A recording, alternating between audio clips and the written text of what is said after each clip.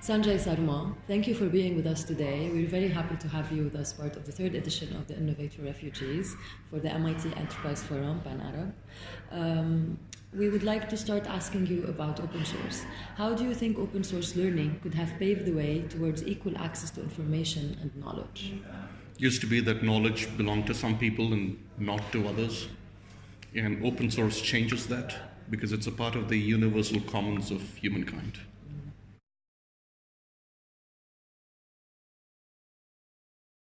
You know, open source, whether it's Khan Academy or OpenCourseWare at MIT, has reached literally hundreds of millions of people.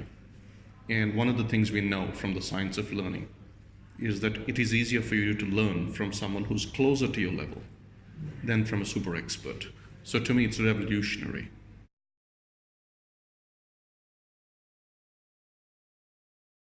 You know, when technology like connectivity becomes highly accessible, it can be used for other things, for doing commerce, for paying, for buying things, etc., etc. Bus passes. So what happens is that technology like smartphones will spread because of that. And then for free, you get education. And that's the beauty of these communication methods like cell phones, smartphones, tablets, etc. I think it's fantastic. I think it's fantastic. But you have to be careful because you can get superficial knowledge or you can get wrong knowledge. So in addition to Googling it, you have to have an inner instinct of how to interpret it. And that's what we should really focus on as much as the knowledge itself. I think they're doing a better job because the problem with information is it can go viral. It can be wrong information. Social media is one place where it goes viral, Twitter, Facebook. Google is a search engine. Not a social media platform per se. So what Google has is algorithms to sift out the right information. And Facebook is also trying to do that. And they're getting better, but they're not 100%.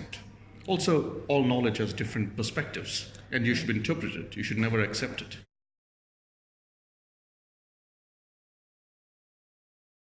I hope so.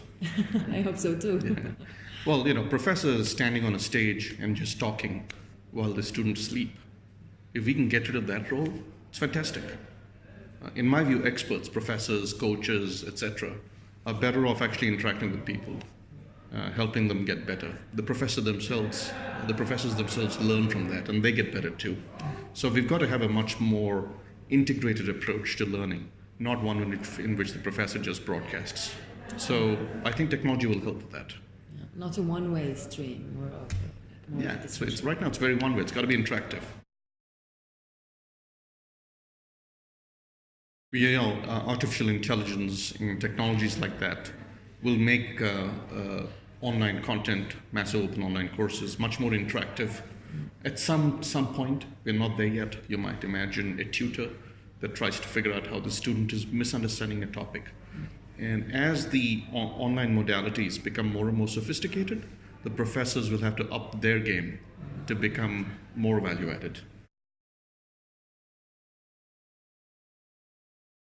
I think what we need more than anything else is to recognize human potential. Refugees are the same flesh and blood as all of us. They just had a very difficult time, very unfortunate and tragic. And we need them to understand their own potential. And human interaction and coaching is a way to bring people's potential.